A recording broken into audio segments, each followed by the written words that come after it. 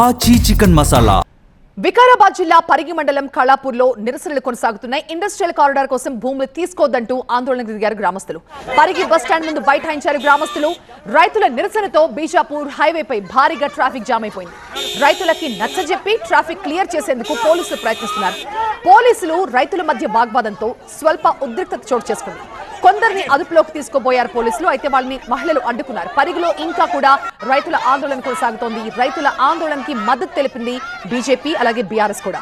కడ్లాపూర్, రాపోల్ గ్రామాల్లో 1197 ఎకరాల భూసేకరణకు ఇటీవలే నోటిఫికేషన్ ఇచ్చింది ప్రభుత్వం. దీంట్లో 260 ఎకరాల పట్టా భూములు కాగా మిగతావి 937 ఎకరాలు లావణి పట్టా భూములు. ఈ భూసేకరణే ఇప్పుడు రైతులు వ్యతిరేకిస్తున్నారు. తమ జీవనాధారమైన భూములు లాక్కోవద్దంటూ నిరసనకు దిగారు.